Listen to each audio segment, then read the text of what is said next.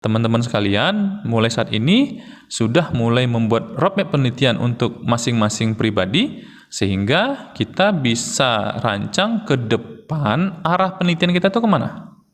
Ya, sehingga kita tidak lagi meneliti berdasarkan gap-gap yang ada kita temukan di lapangan.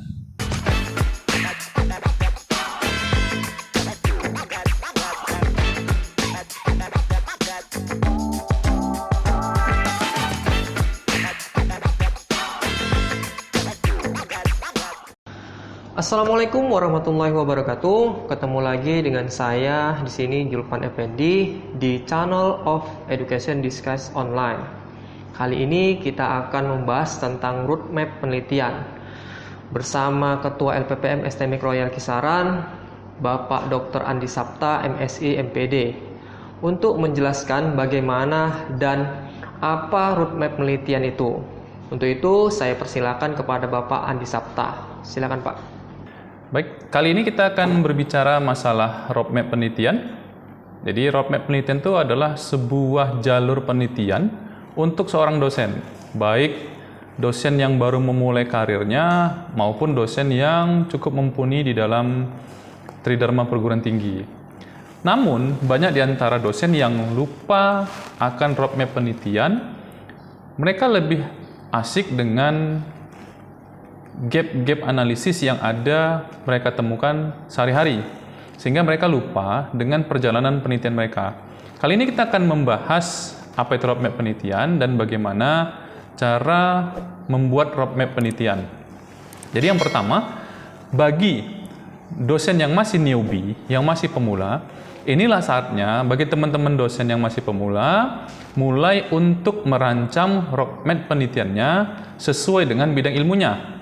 Ingat bahwa Tridharma perguruan tinggi itu harus selaras dengan linearitas.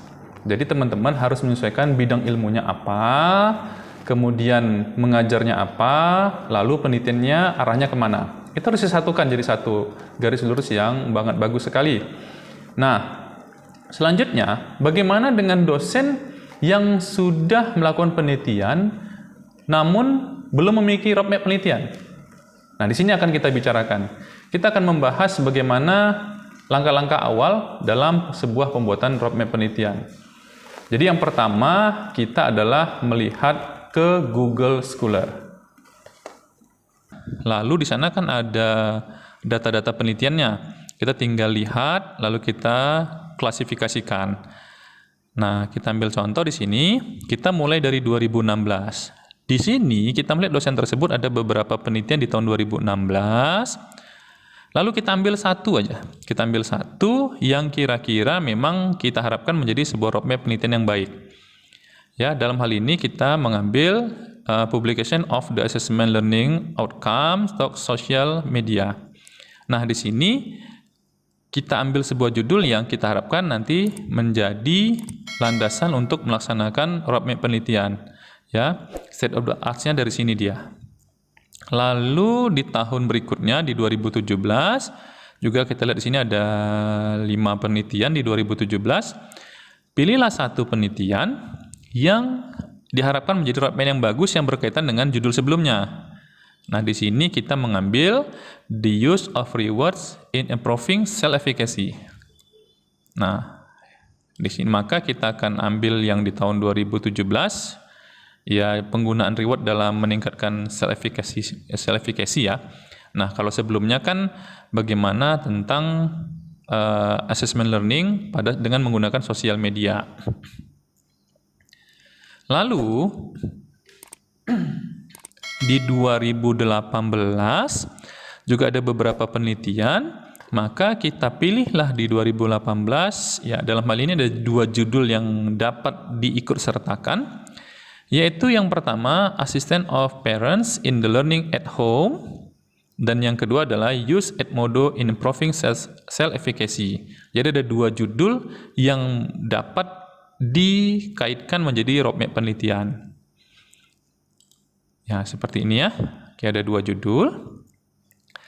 Nah, masih berbicara masalah self-efficacy dan pembelajaran di rumah.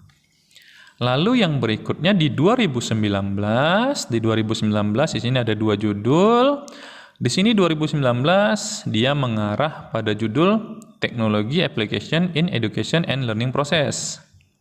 Nah, ini digunakan untuk membuat roadmap-nya. Selanjutnya di 2020 juga ada 3 judul di 2020. Lalu di 2020 kita ambil judulnya adalah Comparison of the use of Zoom and WhatsApp application in online learning to self-efficacy. Nah, kita ambil judul itu sebagai roadmap-nya. Nah, lalu yang berikutnya, yang terakhir adalah di 2021. Di sini ada beberapa judul di 2021, lalu kita ambil di sini ada 2 judul yang akan kita ambil. Yang pertama adalah model pembelajaran daring dengan pendampingan orang tua. Dan judul yang kedua adalah The Influence of Modeling Dewey Tutorial Activities in Improving Self-Efficacy of Elementary Teacher as Universitas Terbuka Student. Nah, jadi ada 2 di sini ya, ada 2. Nah, kalau kita lihat di sini, perhatikan roadmap-nya. Secara khusus roadmap-nya itu sebenarnya kalau kita perhatikan intinya adalah tentang pembelajaran pendampingan orang tua ya, dan menggunakan teknologi. Kalau kita di sini adalah sosial media sebagai assessment-nya, kemudian di sini reward sebagai motivasinya, kemudian di 2018 kembali bicara masalah self efficacy dan tentang pendampingan orang tua di rumah. Lalu di 2019 mulai berbicara masalah teknologi aplikasinya dalam pendidikan dan proses penilaian. Lalu di 2020 kembali bicara masalah teknologi Zoom dan WhatsApp di dalam pendidikan online atau pembelajaran online yang berkaitan dengan self efficacy juga. Nah, di 2021 mulailah membuat sebuah model pembelajaran. Ya, tentunya di sini pembelajaran daring dengan pendampingan orang tua. Selain itu juga di 2021 sudah juga berbicara masalah self efficacy untuk mahasiswa universitas terbuka. Nah, dari sini kita bisa melihat ada sebuah keteraturan di dalam penelitian. Nah, sebaiknya kita juga sudah mulai merancang untuk penelitian ke depan, sehingga penelitian itu lebih teratur kembali. Dalam hal ini direncanakan di 2022, penelitian adalah implementasi model pembelajaran daring dengan pendampingan orang tua dalam meningkatkan self-efficacy. Nah, di beberapa penelitian sebelumnya, self-efficacy cukup dibahas. Jadi 2017, 2018, 2020, 2021. Nah, di 2022 kembali diceritakan self-efficacy tentang pembelajaran daring yang sudah dikembangkan di 2021. Bahkan sebaiknya juga di 2023 sudah punya rencana penelitian. Nah, kali ini rencananya adalah implementasi modeling Dewey dalam meningkatkan self-efficacy guru pasca pandemi COVID-19. Nah, jadi ini juga berkaitan dengan penelitian-penelitian sebelumnya.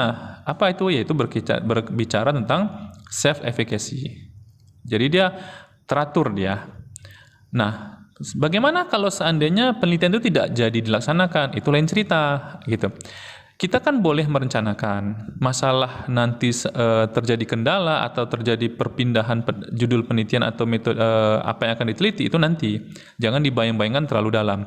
Yang penting kita punya rencana dulu yang sesuai dengan alur yang baik, begitu dulu. Oke? Nah, di sini kita lihat mulai dari 2016 sampai 2023 dia teratur arahnya bicara masalah self efficacy dan pembelajaran daring dan juga pembelajaran yang berbantuan dengan orang tua. Itu selalu dikaitkan di sini.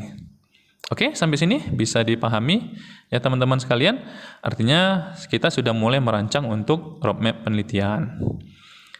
Nah, kalau kita berbicara tadi sepintas tentang roadmap penelitian, secara perorangan atau kelembagaan, maka nanti ada 3 atau 4 hal yang dibahas. Kenapa 3 atau 4 hal?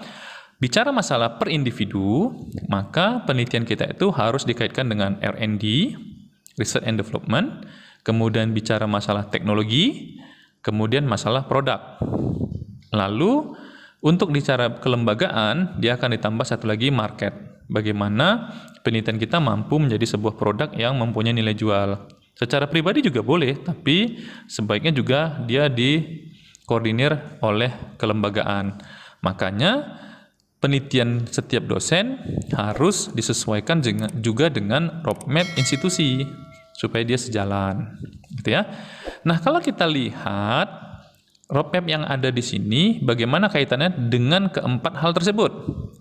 Nah, kita lihat di sini, di 2016, 17, 18, 19, dan 20 itu masih berbicara tentang research and development, masih bicara masalah pengembangan, ya, masih bicara masalah mencari jati diri, masih terus kajian.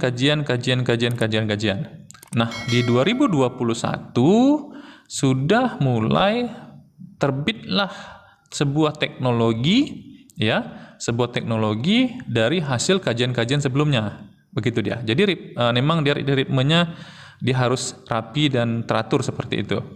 Dan di 2022 diharapkan ada sebuah produk, ya, artinya produk tadi diimplementasikan ke masyarakat, ya, lalu dilihat hasilnya. Jadi dalam hal ini tidak hanya sebagai kegiatan pengabdian masyarakat, bukan. Tapi penelitian yang ada, model yang ada, yang tercipta teknologi yang sebelumnya di 2021, itu kembali dilakukan penelitian di tahun 2022 dan dilihat bagaimana teknologi tersebut bermanfaat terhadap masyarakat, ya, produknya gitu. Apakah bisa menjadikan sebuah produk? Nah, nanti kalau produk ini bisa baik, maka itu bisa menjadi market, gitu dia. Bisa dipahami sampai sini? Oke. Baik, nah bagaimana dengan 2023? Kalau kita melihat di 2023, dia kembali mundur menjadi sebuah R&D.